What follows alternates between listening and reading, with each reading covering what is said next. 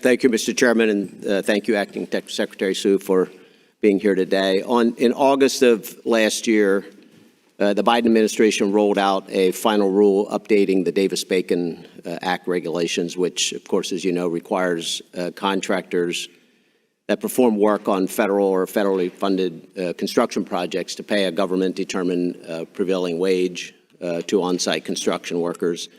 I worked in the construction industry for 25 years. Very proud to have been part of an industry that creates great family-sustaining, well-paid jobs. There's a lot of opportunities there. I do know, though, that artificially setting the wages will have an impact on the cost of federal projects, and I wondered if you're aware of that. Well, one thing I want to say about that, Congressman, is that when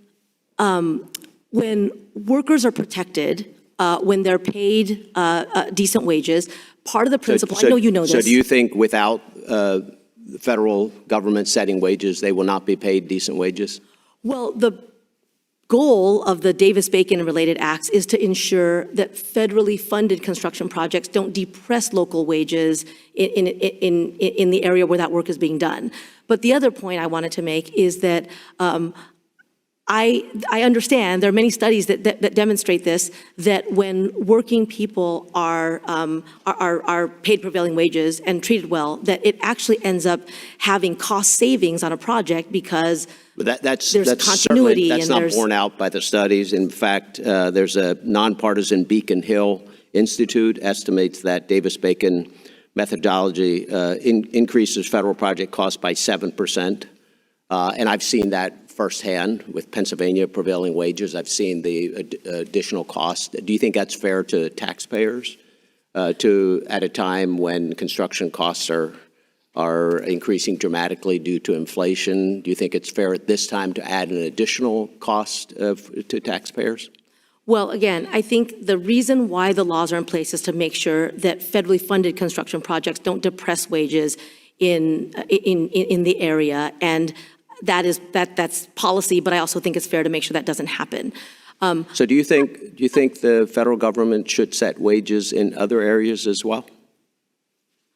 Well, my role as the acting labor secretary is to enforce provisions that Congress passes. So we have a federal minimum wage. We have prevailing wages. This update did not come from Congress. In fact, we oppose it. We sent a letter. I sent a letter with Chairwoman Fox opposing this change specifically because it will increase federal costs. So this is not Congress that has done this. This has come directly from the Biden administration.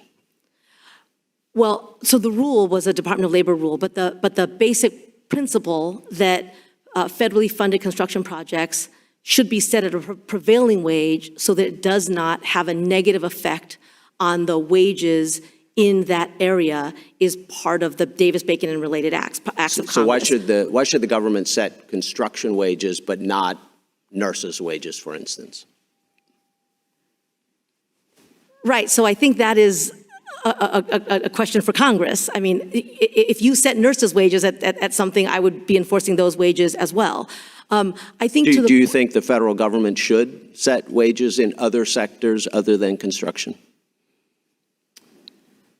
I think a basic wage floor beneath which nobody should be forced to live and work is incredibly important. But that's not what Davis-Bacon is. This is not a minimum wage. This is literally having the federal government abandon free market principles and set wages at some level. That's what this is. This is a minimum wage. I do want a very quick question on apprenticeships as well. I know others have been talking about this.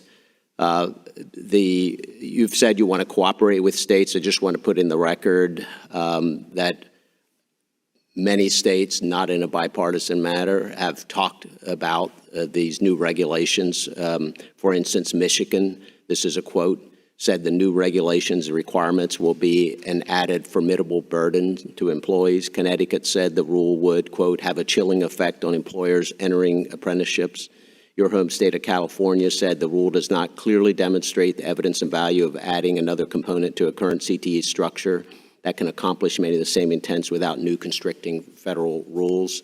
So I just want to express my concern, but also the concerns of many states where we will see less individuals involved in apprenticeship programs. I think you and I do agree that apprenticeships are a very great career path to a great job and to a great career.